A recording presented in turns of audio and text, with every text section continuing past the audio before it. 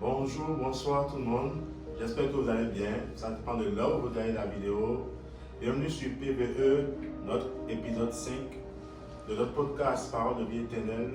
Ce podcast qui est dédié au témoignage de nouvelle naissance des disciples de Jésus-Christ, des hommes et femmes nés de nouveau, ceux qui ont reçu le cœur du Seigneur Jésus-Christ comme Seigneur et Sauveur.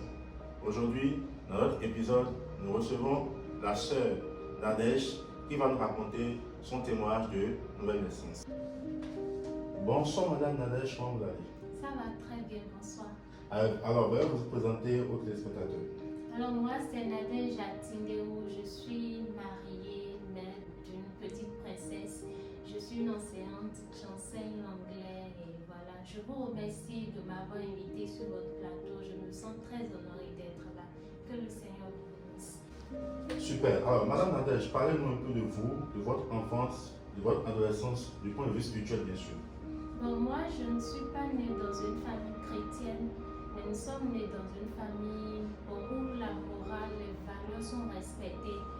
Et voilà, on ne connaissait pas Jésus, mais on essayait de faire les choses normalement, en respectant la nature comme mon père a l'habitude de le dire. Voilà. Alors, quel a été le déclic de votre rencontre avec le Seigneur Jésus? Qu'est-ce qui vous a poussé à croire en Jésus et à l'accepter comme Seigneur et Sauveur personnel? Bon, le déclic, c'est le décès de ma maman. C'était le 23 juillet 2020. C'était il y a 5 ans de cela. Bon. Et une nuit comme ça, elle était partie suite à une petite maladie. Et vu les projets qu'on faisait ensemble, vu tout ce qu'on a prévu, vu cette relation qui était en train de naître entre nous, mère et fille, et cet amour qui naissait, qui allait grandissant entre nous, la voir partir comme ça, je me suis dit non, je ne pourrais pas supporter. Cette nuit-là, c'était mon monde qui s'effondrait. J'étais dans tous mes états. C'était des crises et des crises. Et voilà, mes soeurs m'entouraient, me demandaient d'avoir du courage. Mais le courage, je vais trouver ça où? C'est là, je me suis souvenue quand même qu'on m'a parlé de Jésus-Christ. Et j'ai commencé par dire à Saint Jésus-Christ, aide-moi à supporter ceci. C'est un fardeau, je ne peux pas supporter ça seule. Si tu n'es pas là, je vais partir aussi. Et c'est là que j'ai vraiment fait la rencontre de Jésus. J'ai commencé par prier naturellement, par parler en langue. C'est venu tout seul. Et c'était la première fois. Et ça a été ma rencontre. Le déclic, en fait, c'était le départ de ma maman que je n'arrivais pas à supporter toute seule. Voilà. Wow. Alléluia. Amen. Alors, ça veut dire que, est-ce que les gens vous parlaient déjà de Jésus-Christ? Oui, en 2019, voilà, j'ai un ami à moi, un mentor, qui m'a fait confesser le Seigneur Jésus-Christ. Moi, je l'ai fait juste comme ça, pour me débarrasser de lui. Je ne croyais pas trop en ça. Bon, je me dis, non, déjà, je n'ai pas le temps d'aller à l'église. Je ne veux pas me mettre dans tout ça, c'est trop compliqué cette affaire de Jésus-là. Donc en 2019, j'ai confessé le Seigneur Jésus-Christ comme Seigneur et Sauveur. C'était juste pour la forme. Mais en 2020, vraiment, la relation entre Jésus et moi a commencé et ça ne s'arrêtera plus. Alléluia. Alors, la prochaine question est la suivante. Pour vous, que représente Jésus-Christ aujourd'hui? Tout. Il représente tout. Vous ne mettez pas dans le tout. Tout, le Seigneur Jésus-Christ, c'est tout pour moi. C'est un peu comme, c'est une source en fait de vie. Quand tu t'éloignes, comme moi je m'éloigne, je me sens complètement perdue. M'éloigner de Jésus par exemple, c'est un peu comme si je suis désaltérée, j'ai soif, je veux boire. Quand on a soif, vous voyez ce que ça fait. On a soif et il n'y a pas de l'eau à côté, c'est difficile. Donc le Seigneur Jésus-Christ est de l'eau pour moi, j'en ai besoin tout le temps. C'est la vie en fait, c'est ma vie. Voilà le tout en question. Super. Alors, la question que je vais vous poser est ceci. Marcher selon la parole de Dieu, est-elle facile selon vous ou bien pour vous? Pour moi, c'est pas facile de marcher selon la parole de Dieu. Pour moi, c'est pas facile de marcher selon la parole de Dieu. C'est dire que c'est facile si tu n'as pas le Saint-Esprit, c'est que tu mens en fait, c'est pas du tout facile. On tombe, on se relève, et voilà, ce n'est pas facile à Le Saint-Esprit est là pour Le Saint-Esprit est là pour nous nous guider. guider. Voilà. Super. Alors, que pouvez-vous à quelqu'un qui vit des moments difficiles dans sa foi ou qui vit des moments difficiles à cause de sa foi? Personnellement, je me base sur l'histoire de Shadrach, Meshach, Abednego qui étaient sur le point d'être jetés dans la fournaise ardente. On leur demandait de se prosterner à un Dieu, un faux Dieu. Et ils s'opposaient à cela. Et leur parole, ce qui a été dit, c'est qu'ils ont dit, nous savons que notre Dieu est capable de nous sortir de la fournaise ardente. Mais même si ils ne le faisaient pas, nous n'allons pas nous prosterner. Donc, peu importe les difficultés, peu importe ce qui se passe, le Seigneur Jésus-Christ est là. Il est capable de nous faire sortir de là. Maintenant, même s'il ne le faisait pas, nous n'allons pas nous prosterner. Nous sommes là, nous le suivons jusqu'au bout. Et voilà. Alors, quel est votre verset préféré de la Bible? Le psaume 23. Psaume 23. Oui, l'Éternel est mon berger, je ne manquerai de rien. Il me fait reposer dans le vert pâturage. Il me dirige près des eaux paisibles. Il restaure mon âme. Il me conduit dans les sentiers de la justice. À cause de son nom, quand je marche dans la vallée de l'ombre de la mort, je ne crains aucun mal car il est avec moi.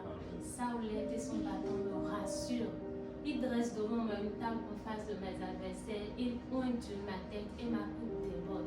Oui, le bonheur et la grâce m'accompagneront tous les jours de ma vie et j'habiterai dans la maison de l'Éternel jusqu'à la fin de mes jours. Alléluia. Amen. Merci, belle récitation. Alors, il y a un verset de la Bible qui dit, Matthieu 11, Matthieu 11, 28, je pense, venez à moi, vous qui êtes chargés, je vous donnerai du repos. Comment comprenez-vous ce verset? C'est que nous ne sommes pas habilités de porter nos fardeaux seuls. C'est difficile, ça pèse. Mais il y a quelqu'un qui est capable de nous décharger de tous nos fardeaux. On peut aller là-bas juste pour aller remettre le fardeau et se retourner avec la paix. Et celui-là, c'est le Seigneur Jésus-Christ. Il nous demande de venir à lui, de déposer nos fardeaux. Il nous donne la paix. Vous rentrez sans vos fardeaux, vous rentrez avec de la joie de vivre, vous rentrez avec la paix. Et voilà, il prend tout sur lui. Il prend tous nos soucis, tous nos fardeaux. Super. Alors, ma question est, la prochaine question est la suivante. Quel conseil avez-vous maintenant à donner à quelqu'un qui écoute ce podcast actuellement et qui ne croit pas encore au Seigneur Jésus-Christ ou bien ne lui a pas encore donné sa vie? On n'a rien à perdre à essayer. Essayez Jésus-Christ. Essayez. Allez d'abord vers lui.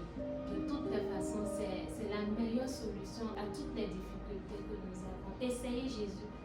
Alléluia. Donc, essayons Jésus. Alors, quel est votre mot de fin? Alors que le Seigneur bénisse la chaîne PVE, je prie et je demande au nom de Jésus-Christ que cette chaîne aille grandissante et que ça atteigne en fait des milieux aussi reculés que cela peut être et atteigne des personnes en fait, transforme des vies, change des vies pour la gloire de Dieu. Alors, merci à vous d'avoir suivi le témoignage de la chaîne Nadège qui a donné sa vie au Seigneur Jésus-Christ après une douleur atroce, celle d'avoir perdu sa mère. Si aujourd'hui vous êtes dans des douleurs, vous êtes dans des situations difficiles, vous avez aussi des douleurs, n'importe quel type de douleur, comme la Bible l'a dit dans Matthieu 11, verset 28, venez à moi, vous tous qui êtes chargés, vous donnerez le repos.